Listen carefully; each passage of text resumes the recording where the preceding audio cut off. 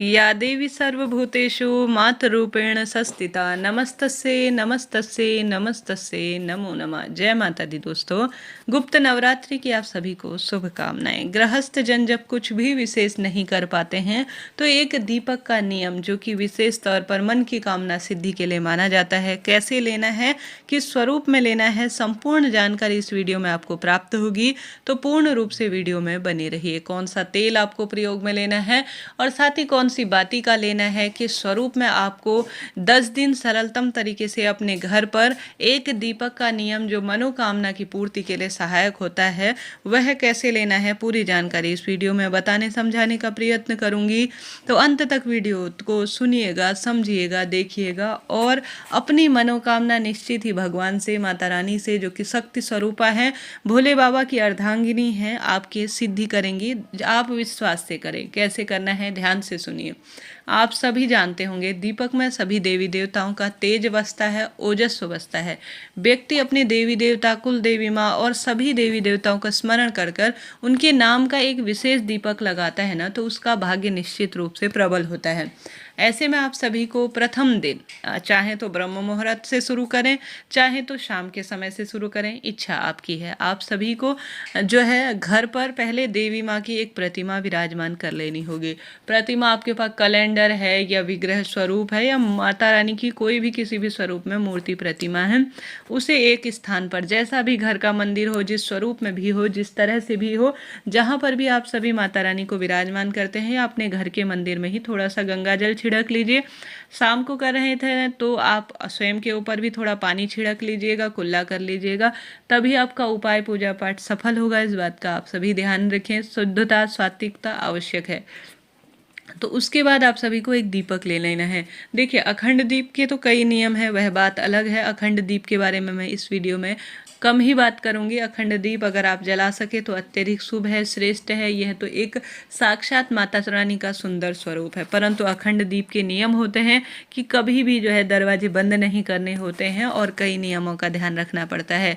ऐसी स्थिति में गुप्त नवरात्रि में गृहस्थ जन साधारण सरल तरीके से माता रानी की प्रतिमा, फोटो विराजमान करने के बाद आप सभी एक जो है दीपक ले लीजिए। अब दीपक जो है साफ स्वच्छ होना चाहिए, माटी का ही दीपक लें।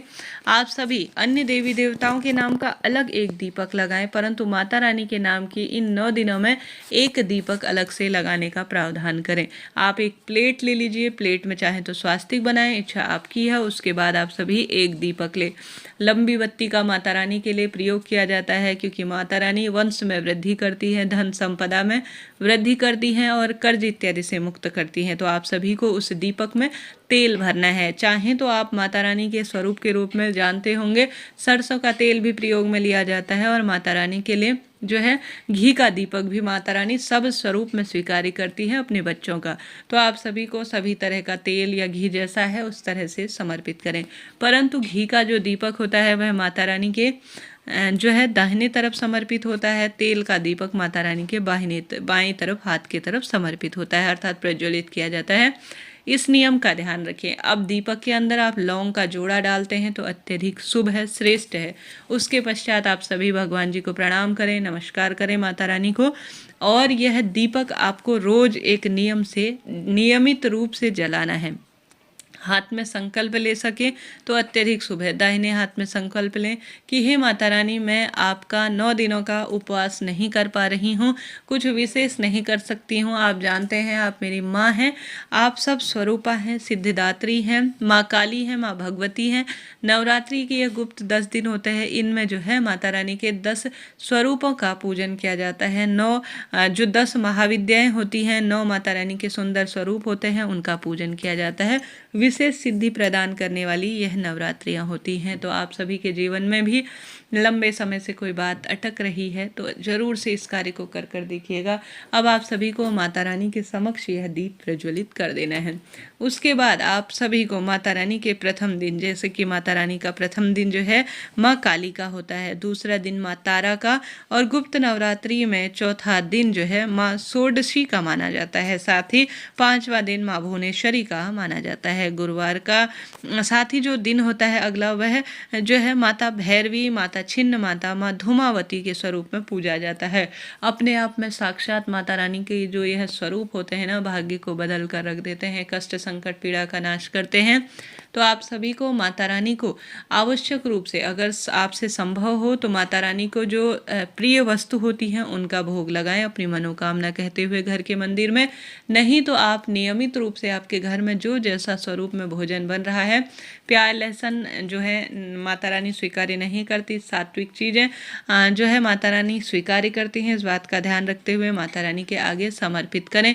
जिस दिन बाजार से ला सकते हैं अत्यधिक शुभ है, घर पर बना सकते हैं 9 दिन अलग अलग भोग तो अत्यधिक शुभ है।